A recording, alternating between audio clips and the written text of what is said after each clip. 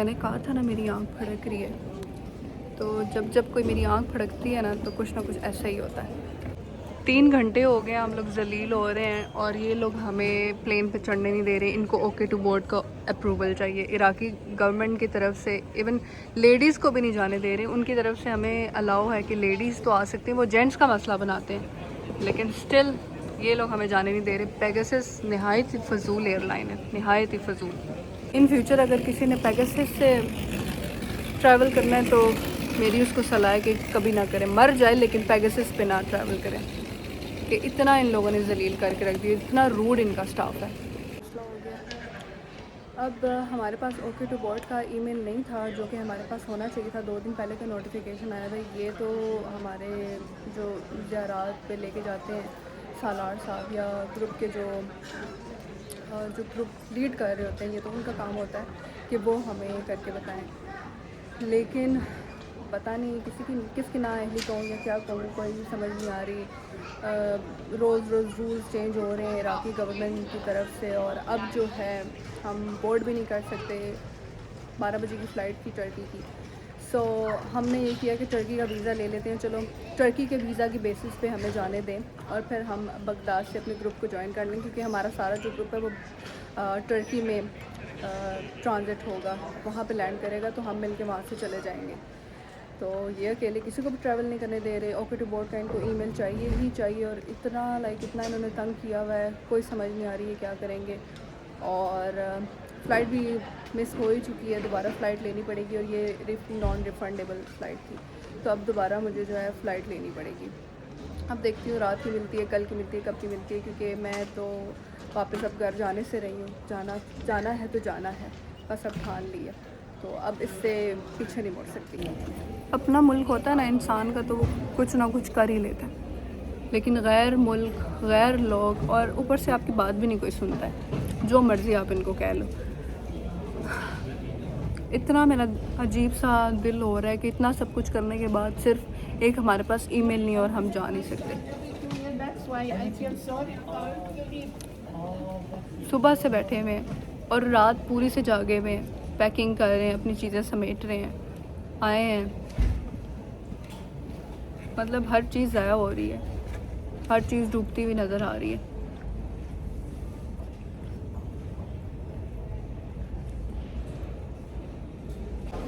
New update ये है कि जितना रोना था वो तो बैठ के रो लिया है, लेकिन अपडेट ये है कि अब न्यू टिकट लेना पड़ेगा, जो कि कतर एयरवेज से देख रहे हैं। देखते हैं कि कितने का टिकट मिलता है और फिर बिस्मिल्लाह करते हैं।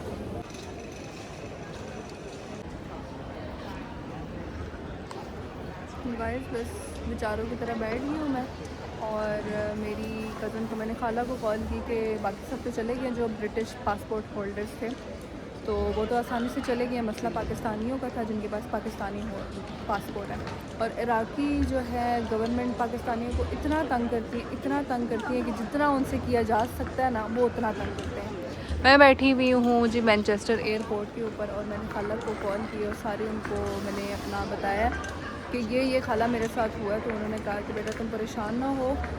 तो मेरी अब कज़न मुझे लेने के लिए आ रही है, और मुझे नहीं पता कि मैं नेक्स्ट टिकट कब करवाऊँगी, कब ट्रैवल करूँगी, कोई पता नहीं है। इससे तो अच्छा ये होता कि मैं पाकिस्तान जाती, अपनी बहन को साथ तैयार करती, और हम चले जाते। एटलीस्ट मैं और मेरी बहन तो साथ होते ना, क्योंकि इनकी एक रिक्वायरमेंट है कि फैमिली मेम्बर्स होने चाहिए, अकेली लड़की ट्रैवल नहीं कर सकती।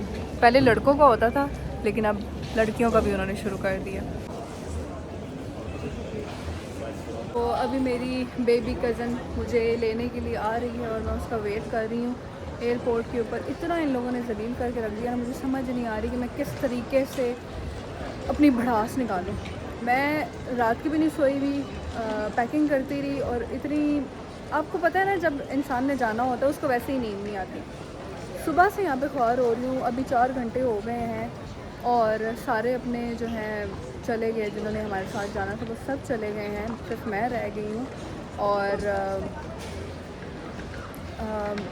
सोचती हूँ घर जाके कि क्या तरकीब बनाई जा सकती है, क्योंकि देखें अब जब निकल आता है ना इंसान, तो उसको कोई ना कोई इनिशिएटिव लेना पड़ता है। I don't know for some reasons लड़कियां भी बैन हो गई हैं अकेले जाने में। हालांकि ज़ियारात पे मैं अपनी कज़न के साथ गई थी और लास्ट में बिल्कुल अकेली गई थी, ठीक है, ग्रुप में गई थी लेकिन अकेली गई थी। उस वक्त मेरा ग्रुप मेरे साथ नहीं था, मैंने अकेले ट्रैवल किया था, वो मुझे बाद में मिले थे। पता नहीं क्या हुआ है इस दफ़ा कि शायद मुल्क के हालात भी ख़राब हैं। या देखें, मैं अपने आप को ना इतनी मैं पॉजिटिव लड़की हूँ कि मैं अपने आप को अभी भी समझा रही हूँ, इस मोड़ पे भी आके समझा रही हूँ कि नहीं, अल्लाह खैर करेगा, कुछ ना कुछ कोई ना कोई रास्ता निकल आएगा। मुझे अपनी भी टेंशन है, साथ और साथ मुझे अपनी बहन की भी टेंशन है कि मेरे पेरेंट्स कहेंगे भाई तुम तो खुद तो फंसी हो, साथ में दूसरे बच्चे को भी फंसा दिया। तो मैं ये चाह रही हूँ कि वो, मैं तो चलो ठीक है, मैं बड़ी हूँ, मैं जलील हो रही हूँ, जिस तरह भी हो रही हूँ, मैं गुजारा कर रही हूँ एयरपोर्ट के ऊपर। वो बच्ची क्या करेगी, उसके साथ क्या होगा वहाँ पे। तो अभी देखते हैं, जाते हैं खाला के घर, थोड़ा सा स्टे करते हैं, आराम करते हैं, चाय पानी करते हैं, फ्रेश होते हैं। उसके बाद की जो है डिटेल्स मैं आपको बताती हूँ।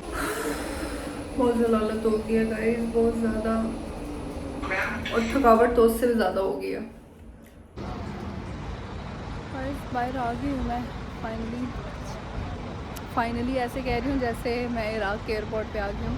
मैं मैनचेस्टर के एयरपोर्ट पे हूँ और बाहर आ चुकी हूँ। पता नहीं आपको आवाज़ आ रही होगी कि नहीं आ रही होगी, मैं अपनी तरफ से बहुत ऊंचा बोल रही हूँ और अब मैं वेट कर रही हूँ अपनी कज़न का। जैसे ही वो आती है हम निकल जाते हैं यहाँ से और देखते हैं कि आगे क्या करना है। So guys, she is here. Wow. तो गाइस, मुझे मेरी कज़न ने पिक कर लिया और मुझे इतना अच्छा लग रहा है कि मैं अपनी बेबी कज़न के साथ बैठी हूँ और वो ड्राइव कर रही है। चलो कुछ तो अच्छा हुआ है आज के दिन, वरना आज का दिन इतना अजीब गुजरा है कि I can not imagine days like that, कि मुझे इस तरह के और दिन नहीं चाहिए। ये आज काफ़ी था, पूरे मेरे ख्याल से 2-3 महीने के लिए काफ़ी है। और बस अभी जा रही हूँ अपनी खाला के घर, वहाँ पे थोड़ा सा रेस्ट करूँगी, खाना शाना खाऊँगी, चाय पीऊँगी। बल्कि हम ले रहे हैं ना कॉफ़ी रास्ते से, हम कॉफ़ी रास्ते से ले रहे हैं, तो हम कॉफ़ी लेके घर जाएंगे, खाना खाएंगे, थोड़ा रेस्ट करेंगे और अगेन देखेंगे, टिकट हंट्स पे निकलेंगे कि क्या अवेलेबल है क्या नहीं, और फिर आपको अपडेट करती हूँ साथ साथ।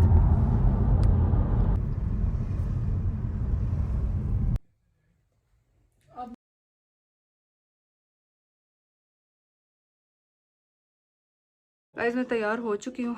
गाउन मैंने उतार के अभी फ़िलहाल अपने हैंड कैरी में रख दिया क्योंकि मेरे अभी भी दांत टूटने वाले थे। सो वो मेरे पाँव के नीचे आ रहा है और काफ़ी लंबा है। सो अभी मैंने सिंपल सा शर्ट और साथ ट्राउज़र पहन लिया और स्कार्फ, और नमाज़ पढ़ ली है, तस्बीह हाथ में ले ली है, जिक्र करते हुए जाऊँगी इंशाल्लाह। पूरी उम्मीद है कि कोई रास्ते में प्रॉब्लम नहीं आएगी। सो बस जल्दी से चलते हैं। गाइस, अभी मैं प्ले रूम में बैठी थी तो मुझे खाला ने ना कहा कि तुम्हारा काम नहीं हो रहा तो तुम शहज़ादा अली अकबर, मैं शहज़ादा अली अकबर से वैसे ही मेरी उनसे बहुत क्लोजनेस है, मेरी बहुत ज़्यादा उनके साथ अटैचमेंट है। तो मैं शहज़ादा अली अकबर इमाम हुसैन के बड़े बेटे का नाम है, मतलब दूसरे बड़े बेटे का नाम है शहज़ादा। पहले नंबर पे जनाब इमाम सज्जाद, दूसरे नंबर पे शहज़ादा अली अकबर, फिर तीसरे नंबर पे शहज़ादा अली असगर। तो मेरी खाला ने मुझे कहा कि इंशाल्लाह तुम ये पुरसा उनका पढ़ के जाओ, तुम्हारा काम हो जाएगा। तो मैं और साथ मेरी खाला मेरा साथ देंगी, आपको नोहा सुनाते हैं शहज़ादा अली अकबर के हवाले से। अल्लाहुम्मा सल्ली अला मुहम्मद व आले मुहम्मद व आले मुहम्मद वअज्जल फरजहुम अजमईन। अकबर मैं मर जावांगी, वतना ते वीर आजा। अकबर मैं मर जावांगी, वतना ते वीर आजा। वीर ना मैनू ख्वाब डराउंदे ने, भैण दा दर्द मुका जा। अकबर मैं मर जावांगी, वतना ते वीर आजा। कोई होंदा मेरा अपना मेरे अथरू वंडदा आखे सिर ते कदी कोई मेरे साया करदा खाक तो मैनू आप उठांदा ते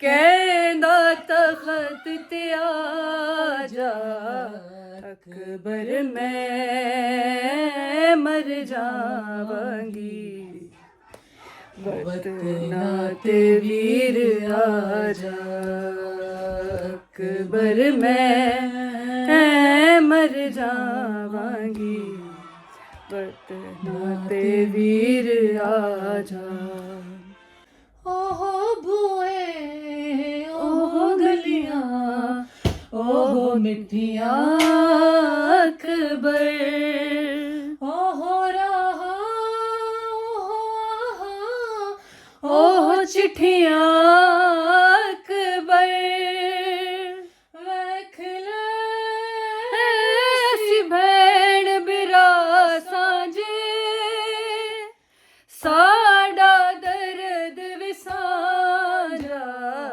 अकबर मैं मर जावांगी वतना ते वीरना।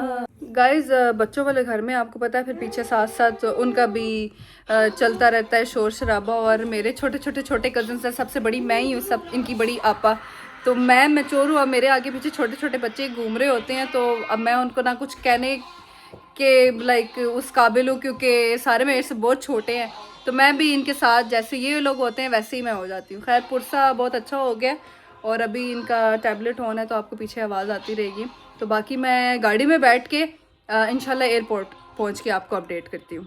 Guys I am all set to go और this time I am so positive. इंशाल्लाह कुछ ना कुछ हल निकल आएगा। और मेरे बाल यहाँ से नज़र आ रहे हैं तो हम प्लेन में बैठ के सेट कर लेंगे अभी। ठीक है खाला, मिलें इंशाल्लाह, ज़िंदगी रही तो विल मीट सून। और दुआ करनी है आपने खैर खैरियत से पहुंच जाऊं तो इकट्ठे मजलिस पे जाएंगे। ठीक है, अपना ख्याल रखिएगा। चलें जल्दी से, देर हो रही है, मुझे भेजे उसको। ओके अल्लाह हाफ़िज़।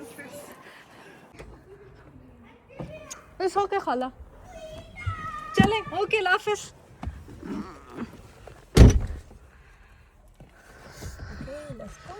Let's go. Allahumma salli ala Muhammadin wa ali Muhammad. Nara Haydari ya Ali.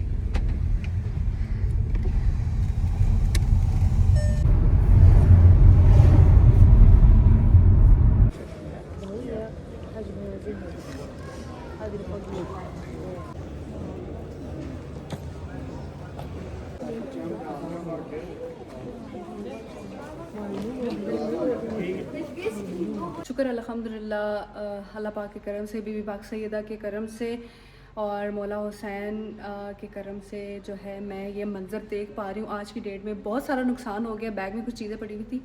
माली नुकसान तो चलो है ही है, लेकिन इमोशनली बहुत डैमेज हुआ।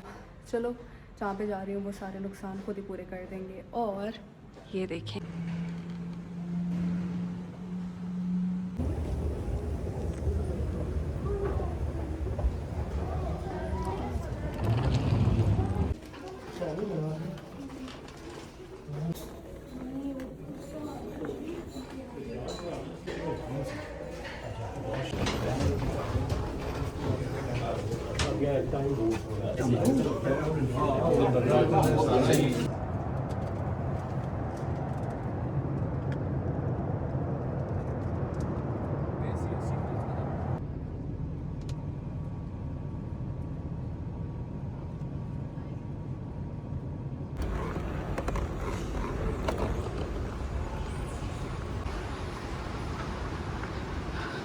गाइस इस्तांबुल एयरपोर्ट पे आ गए हैं और हालत सही गैर हुई हुई है।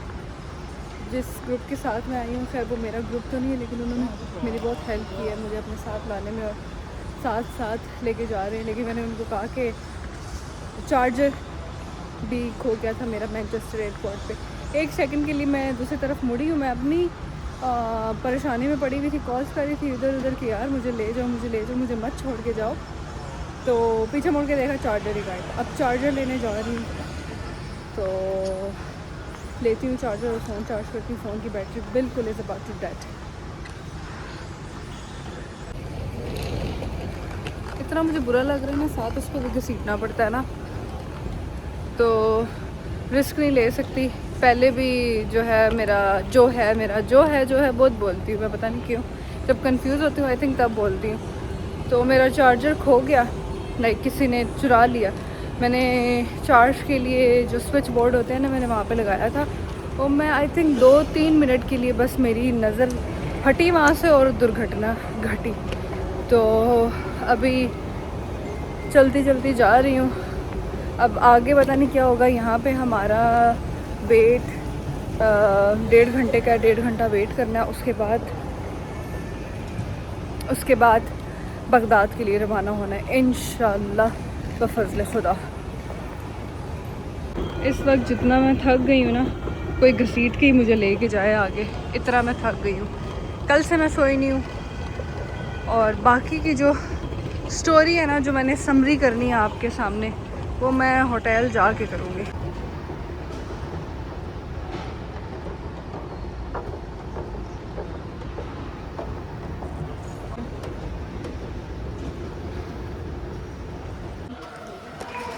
Thank you.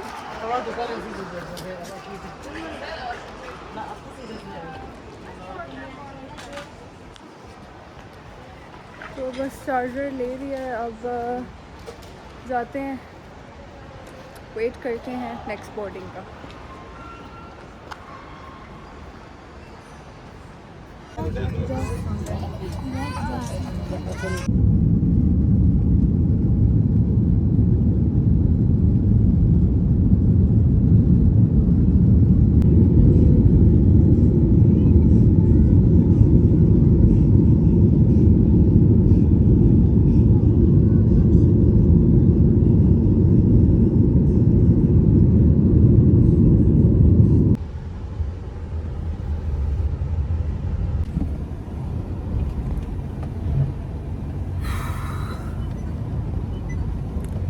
सही ख्वार जिसे कहते हैं ना, सही ख्वार होने के बाद अब बस अपने होटल की तरफ जा रही हूँ। और व्हाट बहुत ख्वारी काटी है यार एयरपोर्ट पे। अल्लाह माफ़ी, तौबा तौबा तौबा, बहुत ख्वारी काटी है।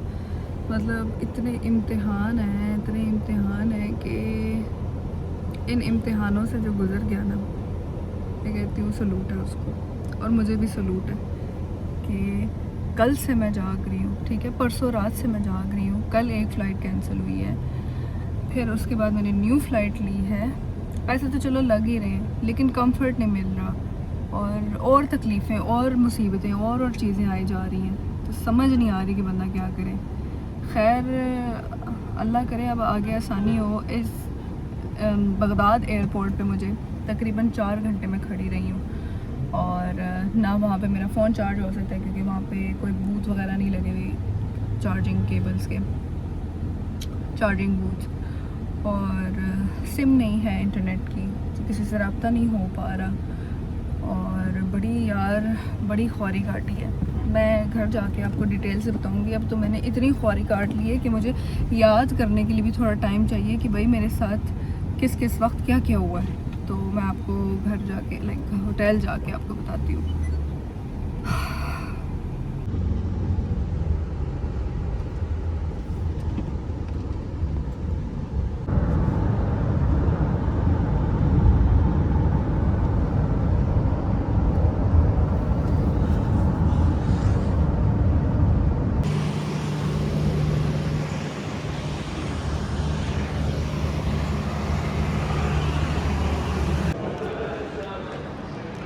फाइनली गाइस होटल पहुंच गई हूँ, और अब आपको पता है ना, मैंने आपको अपनी रुदात सुनानी है।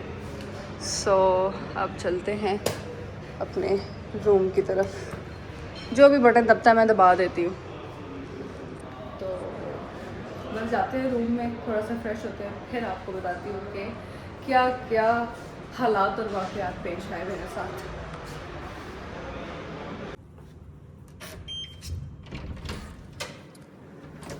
फाइनली गाइस सामान मैं पहले ही रख गई थी और मैंने सोचा ज़रा कड़क चाय का बंदोबस्त करके आती हूँ। तो कड़क चाय का बंदोबस्त किया है, जब तक वो आती है तब तक आप मेरा छोटा सा रूम टूर देख लें। और ये है मेरा रूम। और मैंने कहा काज़मैन में तो मुझे वैसे तो शेयरिंग पे होते हैं ज़्यादातर रूम, क्योंकि मुहर्रम का जो है वो पीक सीज़न होता है, तो आपको ना रूम्स हिसाब से मिलते हैं, आपको बेड का हिसाब होता है यहाँ पे, तो आपको 2-2 बेड के हिसाब से ना रूम्स मिलते हैं। तो मैंने ये खोलने पता नहीं कैसे खुलेगी, खैर छोड़ो बाद में खोलूँगी। तो यहाँ पे ना ऐसा होता है कि आपको 2-2 बेड के हिसाब से 3-3 बेड्स के हिसाब से रूम मिलते हैं। तो इतनी थकान के बाद थोड़ा सा तो बीबी पाक सैयदा की तरफ से एक स्पेशल गिफ्ट मिलना चाहिए था। हालांकि ये मैंने खुद नहीं बुक करवाया, मैं तो जिस तरीके से भी मेरा हो रहा था मैं तो रहने को तैयार थी, क्योंकि मुझे जो मेरा फ़र्स्ट मकसद है ना वो ज़ियारत करना है, इबादत करना है। तो ये मेरे फहमो गुमान में भी नहीं था, ये बस मुझे इस तरह लग रहा है जैसा इतनी मैं तकलीफ़ें देख के आई हूँ, तो ये मेरे लिए एक गिफ्ट है बीबी पाक सैयदा की तरफ से, मौला हुसैन की तरफ से। आउच। तो मैं आपको ये बता रही थी कि डिफ़िकल्टीज़ कैसे आई है। आप यकीन करें यार, परसों रात से मैं जाग रही हूँ, कल का दिन और आज का दिन पूरा, मतलब इतना कोई ख्वारी का गुजरा है कि कोई आम इंसान होता ना वो इतनी ख्वारी ना काट पाता। मैं सारी रात अपनी पैकिंग वगैरह करके चीज़ें वगैरह आपके सामने लेके आई हूँ और वो पैक की है। फिर पता चला 1-2 मैंने कॉल्स की तो मुझे पता चला कि आपको ओके टू बोर्ड का ईमेल चाहिए। मुझे अल्लामा आसिफ अलवी साहब ने मैसेज किया कि बेटा आपको तो ईमेल चाहिए और आप अप्रूवल चाहिए आपको। मैंने कहा कि मुझे तो इस बारे में कोई इल्म नहीं है। तो मुझे जो लेके आए हैं ज़ियारत पे जिनके काफ़िले के साथ मैं आई हूँ, मैंने अपने सालार को कॉल किया क्योंकि वो ख़ुद पेरिस से आ रहे थे। तो मैंने कहा कि देखिए कि मुझे ज़रूरत है कि नहीं, तो उन्होंने कहा कि नहीं, जो यहाँ पे लोग रहते हैं माशाल्लाह माशाल्लाह, ये तो देखें जनाब, माशाल्लाह माशाल्लाह माशाल्लाह, आँखों की ज़ियारत होगी काज़मैन की। ये इमाम मूसा काज़िम का ज़री है, ठीक है, ये उनका हरम है। और मैंने सोचा था कि मैं खाना खाने के बाद सोने के बाद मैं जाऊंगी ज़ियारत करने के लिए, क्योंकि ऑफ़ कोर्स जब आप इबादत करने के लिए जाते हैं तो आपके अंदर इतनी तवन्नाई तो होनी चाहिए ना कि आप इबादत कर सकें। तो यार मेरी माशाल्लाह आँखों की ज़ियारत होगी, माशाल्लाह माशाल्लाह, अल्लाहुम्मा सल्ली अला मुहम्मद व आले मोहम्मद। तो इंशाल्लाह रात को जाऊंगी सही फ़्रेश हो के, थोड़ा सा सो के अपनी जाए नमाज़ लेके वहाँ पे मुनाजात भी करूँगी और 2-4 नोहे भी पढ़ के आऊँगी, अज़ादारी भी करके आऊँगी, सजदा सलामी भी करके आऊँगी इंशाल्लाह। तो मैं आपको ये बता रही थी कि ओके टू बोर्ड का मुझे चाहिए था ईमेल। तो मैंने अपने सालार को बोला कि मुझे ओके टू बोर्ड का ईमेल नहीं है मेरे पास, मैंने कोई फॉर्म नहीं फिल किया। तो वो खुद पेरिस से आ रहे थे, भाई उनके पास पाकिस्तानी पासपोर्ट तो नहीं है ना, वो लोग तो कोई ब्रिटिश है, कोई क्या है, तो फंस जाते हैं बीच में पाकिस्तानी पासपोर्ट वाले। आई डोंट नो वाई, क्यों फंस जाते हैं। तो मेरा हाथ दुख गया, इसलिए मैं थोड़ा इसको सहारा दे के व्लॉगिंग कर रही हूँ, क्योंकि मैं बहुत थकी हुई हूँ गाइस। मैं सच कह रही हूँ, मैं अपनी अम्मी की कसम उठा के कहती हूँ, मैं बहुत ज़्यादा थकी हुई हूँ। और इस तरह थकी हुई हूँ कि मैं अगर थोड़ा और खड़ी होती ना तो मैं रोना शुरू हो जाती, इतनी मैं थकी हुई हूँ। आंसू बिल्कुल मेरे आपको तो पता ही है कि आजकल आंसू मेरे कितनी जल्दी निकलना शुरू हो गए हैं। तो बिल्कुल मेरे आंसू है ना यूँ बिल्कुल कॉर्नर्स में आए हुए आँख की। तो खैर अब मैं ठीक हूँ, अल्लाह का शुक्र है, रूम ठीक मिल गया है। एक दिन के लिए मिला, लेकिन चलो सही है, अच्छा है। ये मुझे लगता है कि मौला की तरफ से मेरे लिए छोटा सा गिफ्ट है। और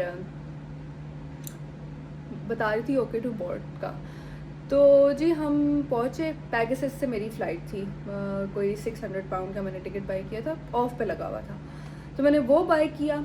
और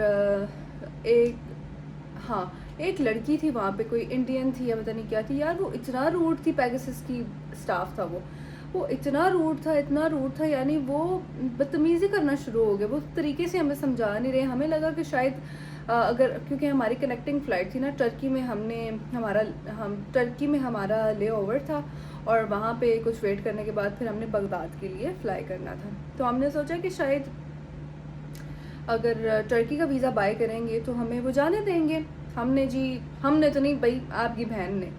तो पैसे लगाने के बारे में तो आपकी बहन आगे आगे होती है ना, बचत मुझसे नहीं होती।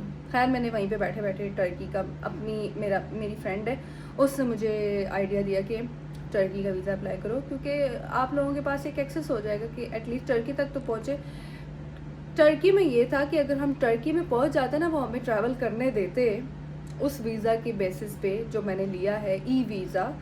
तो टर्की में ऑलरेडी सारा काफ़िला पेरिस से गया हुआ था, तो हम वहाँ से कनेक्ट हो जाते और इजीली आ जाते यहाँ पे। नहीं जी जनाब, वो दो औरतें मानने को तैयार ही नहीं थी। उन्होंने ना टर्की का वीज़ा माना, ठीक है, और मेरी उन्होंने फ़्लाइट मिस करवा दी, फ़्लाइट उड़ गई और मैं वहीं पे बैठी रही। मेरे साथ का जो लड़का था उसने अपनी फ़्लाइट बुक करवा ली, उसकी रात की कोई फ़्लाइट थी।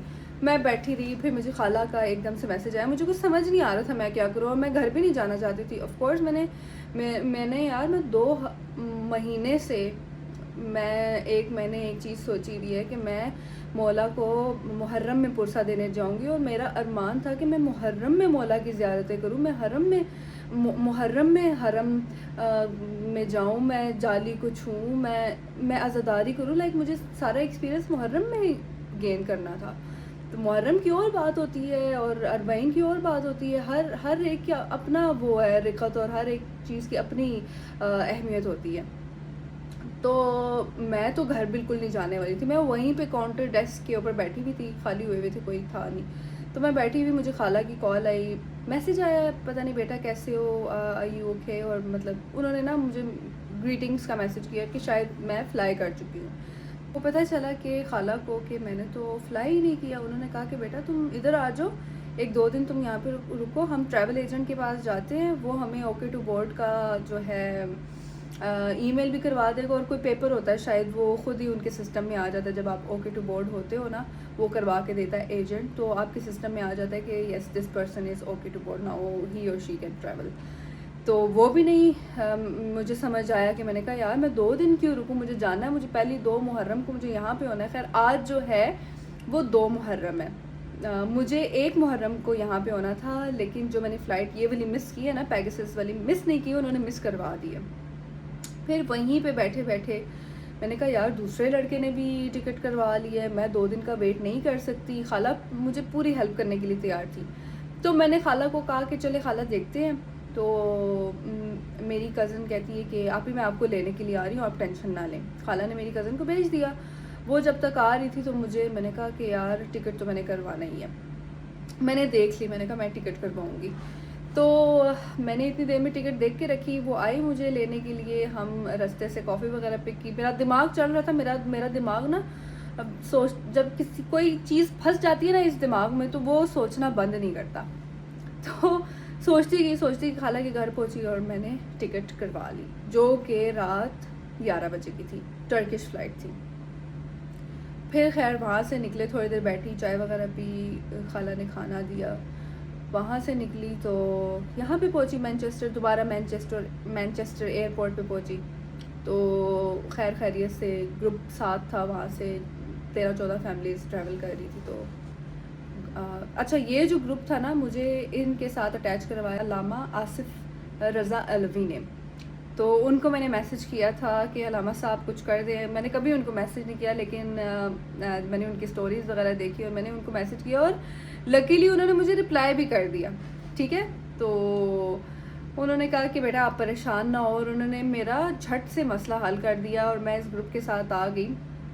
मसला काम बना, मैं इस्तांबुल भी आराम से लैंड हुई। बगदाद के लिए हम रवाना हुए। बगदाद जब पहुँचे ना, तो बगदाद वालों ने जो नाक में दम किया, ओए होए होए होए आप, मैं आपको बता नहीं सकती कि वो लोग, एक तो अरबिक लोग जो होते हैं ना, जो अरबी बोलते हैं, वैसे ही उनकी ज़ुबान इतनी सख्त बोलते हैं। अपनी तरफ से वो ठीक ही है, लेकिन वो बोलते इतना सख्त है, ऐसा लगता है कि वो कोई नॉर्मल बात भी जो है ना वो गुस्से से कर रहे हैं या आपको झिड़क रहे हैं, तो बंदे का वैसे ही दिमाग ख़राब हो जाता है। और इस सिचुएशन में बंदा 2 दिन का जागा हो तो उसका दिमाग नहीं ख़राब होता, उसको रोना आता है। मैं तो ऐसी हूँ, मुझे तो रोना आ जाता है। तो मैं देख रही यार, सारों के पासपोर्ट उन्होंने स्कैन किए, सब मेरा भी स्कैन हो गया था। मेरा पासपोर्ट उन्होंने दिया और कहते हैं कि ये किस ग्रुप में है। मेरा ना फ़ोन चल रहा, ना जिसने मुझे स्पॉन्सर करना था। जो जिस ग्रुप में आपने वीज़ा अप्लाई किया होता है ना, उस ग्रुप का एक कोड होता है और वो उसी कोड के साथ आप 10-15 बंदे निकल सकते हैं, ठीक है। अलग ग्रुप के साथ आप ट्रैवल तो कर सकते हैं, लेकिन आप अलग ग्रुप के साथ एयरपोर्ट से बाहर नहीं कर सकते, आप इमिग्रेशन क्रॉस नहीं कर सकते। तो फिर एक सांस आ रहा था, एक सांस जा रहा था, 2 घंटे तकरीबन मैं इसी तरह लोगों को देखती रही। और आपको पता है जब कोई हल नहीं निकल रहा होता तो बंदा किस तरह उसका खून खुश्क हो रहा होता है, ठीक है। एक बंदा सोया हुआ भी ना हो, खाया हुआ भी ना हो, बंदे की हालत भी टाइट हुई हुई हो, रेस्ट भी ना हो इंसान को, और उसको पता हो कि यार मेरा काम अब जो है ना वो ख़तरे में है, तो आप सोच सकते हो उस बंदे की क्या कैफियत होती है। और ये भी कि यार मैं जो है मैं नेक काम के लिए जा रही हूँ, इतनी हर्डल्स क्यों आ रही हैं इस काम में, कि आखिर मेरे से क्या ऐसी गलती होगी कि मेरा जो है बुलावा इतना मुश्किल हो गया। मतलब बंदा अपने आप को ना इल्ज़ाम दे रहा होता है, लेकिन अपने आप को भी मैं समझती हूँ कि इल्ज़ाम इस सिचुएशन में नहीं देना चाहिए, क्योंकि ये हमारी गलती थोड़ी है, ये तो गवर्नमेंट ने रूल्स इतने सख्त कर दिए, तो हम क्या कर सकते हैं। खैर मैंने किसी तरीके से अपना 2 घंटे के बाद खड़े होने के बाद सबको देख रही हूँ, सबके पासपोर्ट मिल रहे हैं, सबके सिग्नेचर्स हो रहे हैं, सबके फॉर्म्स पे नाम आ रहे हैं, सब बहुत खुश हैं, आराम से जा रहे हैं, उनकी इमिग्रेशन क्लियर हो रही है। मैं वहीं पे खड़ी होके कभी ऑफिसर्स को देख रही हूँ, कभी लोगों को देख रही हूँ, कभी अपना फ़ोन देख रही हूँ, बैटरी भी कम है। चार्जर भी इस्तांबुल एयरपोर्ट से लिया तो देखा नहीं सही, और उस लड़की ने भी नहीं देखा जिसने मुझे चार्जर दिया, वो भी उसकी जो थी, मैंने दोनों तरफ से सी टाइप ले लिया और एक तरफ से जो है जो चार्जर था मेरा उसको यूएसबी लीड लगती थी, तो मेरा फ़ोन भी चार्ज नहीं है और वाईफाई भी नहीं है। यार सारे मसले मुझे लग रहा था कि मेरे साथ ही हो रहे हैं। तो मैंने बस एक ही काम है, बस मैं क्या कर सकती हूँ, मैं एक इस्तिगासे के सिवा और इल्तिजा के सिवा और रोने के सिवा और गिड़गिड़ाने के सिवा मैं क्या ही कर सकती हूँ। मैं लाइक किसी इंसान के आगे नहीं रोती, मैं सिर्फ अपने अल्लाह के आगे रोती हूँ। बीबी फातिमा से मैंने इस्तिगासा किया और मैं एक तस्बीह पढ़ती कि मेरी अम्मी ने मुझे परसों रात को बताई थी जब ये मेरा वीज़ा का मसला चल रहा था, या काशफ़े कर्ब अनवजल हुसैन, ये तस्बीह पढ़ती जा रही थी। और आहिस्ता आहिस्ता मैंने देखा कि यार मुझे रास्ता दिखना शुरू हो गया है। मैंने फ़ोन कनेक्ट करवा लिया वाईफाई से, उसी वो जो ऑफिसर था जो बहुत गुस्सा कर रहा था, जिससे मुझे डर भी लग रहा था, उसी से मैंने वाईफाई कनेक्ट करवाया। और मुझे मेरे सालार पैकर की कॉल्स आना शुरू हुई कि बंदा वेट कर रहा है, वो पता नहीं इसको क्या कहते हैं, मखदूम कहते हैं या पता नहीं क्या कहते हैं, क्या वर्ड कहते हैं, एक कोई स्पेशल वर्ड है उस एजेंट को, वो कहते हैं व्हाटएवर, मुझे नहीं याद आ रहा वो वर्ड। तो वो लेके खड़ा हुआ था सारी चीज़ें, उससे मुझे स्पॉन्सर करना था, उसने स्पॉन्सर किया, सारा कुछ किया, मुझे गो थ्रू करवाया और इमिग्रेशन पास करवाई और फिर $50 भी लिए। और उसके बाद यार मैं बस अपना बैग लेके खड़ी हुई। अब तो मैं किसी और ग्रुप के साथ गई हूँ, लेकिन यार मैं अब उसी ग्रुप के साथ तो उनके होटल तो नहीं जा सकते, मुझे अपना होटल चाहिए, मुझे अपने होटल का पता भी नहीं है कि मैंने कहाँ जाना है, किस तरह करना है। मैं तो वेट कर रही हूँ कि भाई मेरे सालार साहब आएंगे, और खैर उसको भी बहुत मसाइल थे, वो अपने उसमें लगा हुआ था, चीज़ों में लगा हुआ था, और हर बंदे के अपने मसाइल होते हैं। तो मैं तो फट पड़ी भाई, मैंने तो उसको कहा कि मैं अकेली वहाँ से आ गई हूँ, अल्लाह ने मेरा सबब बना दिया, वो ग्रुप मुझे ले आया है, इमिग्रेशन पास हो गई है यार, अब मुझे लेने के लिए आओ या मुझे कुछ पता दो होटल का कि मैं आऊँ यार, मैं रेस्ट करूँ, मैं थक गई हूँ, मैं 2 दिन से लगातार ट्रैवल कर रही हूँ, मैंने खाना नहीं खाया है, मैंने सोई भी नहीं हूँ, मुझे रेस्ट नहीं है, और सारे हेडेक जो है वो मैं ले रही हूँ। मैं एक अकेली लड़की हूँ, थैंक गॉड, अल्लाह का शुक्र है, अल्लाह के हर काम में बेहतरी होती है कि रिदा नहीं आ गई। वो बेचारी बच्ची कहाँ पे इतना ख्वार होती है, वो कैसी जलील होती है, वो तो बहुत नाजुक सी बच्ची है यार। मैं तो फिर एक घर का मर्द कंसिडर की जाती हूँ, मैं तो हर काम कर लेती हूँ, बाहर के काम कर लेती हूँ, सौदे सल्फ ले आती हूँ, ड्राइवर बन जाती हूँ, अकाउंटेंट बन जाती हूँ, मैनेजर बन जाती हूँ, हर चीज़ में कर लेती हूँ। तो रिदा तो बेचारी यार मासूम बच्ची है, थैंक गॉड वो नहीं आई। लेकिन इंशाल्लाह अगर इस बार नहीं आ सकी तो अगली बार या फिर 40 में इंशाल्लाह मैं ज़रूर रिदा को याद रखूँगी और अपनी अम्मी को भी ज़ियारत करवाऊँगी, उनका भी बहुत दिल था। तो कहने का मकसद ये है कि यार जब मुसीबत आती है ना, हर तरफ से आती है, हाँ, फिर लास्ट बात मैंने आपको नहीं बताई। फिर मैंने जो है ना पैकेट से लड़ाई की वहाँ पे खड़े होके, क्योंकि मुझे 2 घंटे हो गए थे, मैं देख रही हूँ यार मुझे इतना डिग्रेड फील हो रहा है। सब अपने सामान उठा के जा रहे हैं, गाड़ियाँ करवा रहे हैं, अपने अपने होटल्स में जा रहे हैं, और मैं क्यों नहीं जा रही, मैं क्यों खड़ी हुई हूँ? अब क्या रह गया? सारा काम तो मैंने कर लिया, अब क्या रह गया? अब लाइक मुझे एटलीस्ट एड्रेस दो कि मैं अपने होटल आ सकूँ। खैर मैंने ना उससे लड़ाई कर ली पैकेट से। पैकेट कहता है मैं परेशान नहीं हो, लाइक उसने सुन लिया यार, बेचारे ने सुन ली बात, मेरे सालार ने। तो सालार साहब ने मेरी बातें शातें सुन ली और फिर मुझे माजरत भी की। ज़ाहिर है वो भी गलत, उसको पता है मैं भी गलत नहीं हूँ, और वो भी अपनी सिचुएशन में स्टक हो सकता है, क्या कह सकते हैं। तो फिर बस उसने मुझे गाड़ी भेजी एयरपोर्ट पे, और मैं आ गई अपने रूम में। और आप यकीन करें, जब तक मैं एयरपोर्ट पे बैठी रही मुझे रोना आता रहा, मुझे इतनी थकन हो रही थी, मुझे ऐसे ऐसे ऐसे ऐसे झूले आ रहे थे नींद से। और अब ये कमरा है, ठीक है, ये कमरा है, और मैं आपसे बातें कर रही हूँ और मुझे दोबारा ऐसे लग रहा है मेरे अंदर एनर्जी आ गई, मुझे बिल्कुल नींद नहीं आ रही। खैर ये थी मेरी रुदाद और ये थी मेरी स्ट्रगल यहाँ तक पहुँचने में। खैर अभी मैं काज़मैन में हूँ और आज दूसरा मुहर्रम है। लास्ट व्लॉग भी जो था वो आपको नहीं पहुँच सका, मैंने बड़ी कोशिश की उसको अपलोड करने की, लेकिन अभी मैं इस रूम से अपलोड करूँगी। तो आज का व्लॉग यहीं तक था, और नेक्स्ट व्लॉग में इंशाल्लाह आपको बाकी की ज़ियारत भी करवाएंगे और बताएंगे भी कि किस चीज़ की क्या अहमियत है और किस मुनासिबत से की जाती है। तो रखिएगा अपना ख्याल, मिलते हैं नेक्स्ट व्लॉग में। टिल देन टेक केयर, अल्लाह हाफ़िज़।